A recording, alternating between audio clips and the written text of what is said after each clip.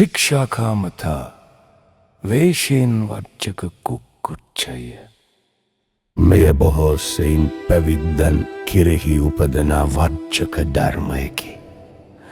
ශික්ෂාකාමී වූද ඇතැම් පැවිද්දෝ චිත්ත දුර්වලත්වය නිසාදත් කෙලෙසුන්ට වසඟ වීම නිසාදන් නොදැනීම නිසාදත් ඇතැම් සිකපද බිඳගනිති.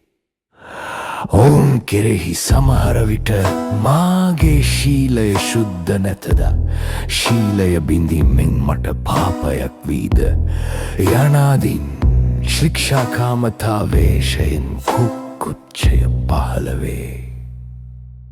අහිරිකය හා අනොත්තප්පය. පාපයට ලජ්ජා නොවන පාපය පිළිකුල් නොකරන එය උතුම් කොට ගන්නා ස්වභාවය අහිරික නමි.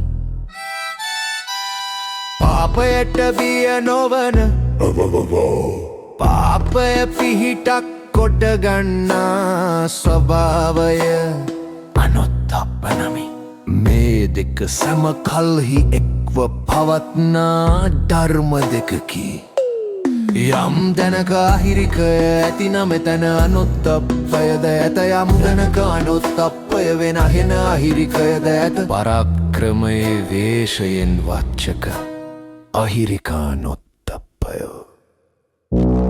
විරජ්‍යයට හෙවත් නොපසුබස්නා බවට පරාක්‍රමයයි කියනු ලැබේ.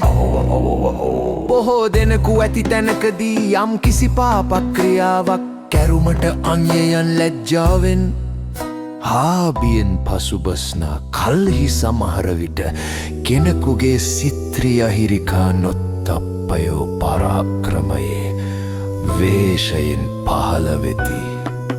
හේ මහද්දස්කමක් කරන ලීලාවෙන් අන්‍යයන් නොකරන ඒ පාපක්‍රියාව කරන්නේය.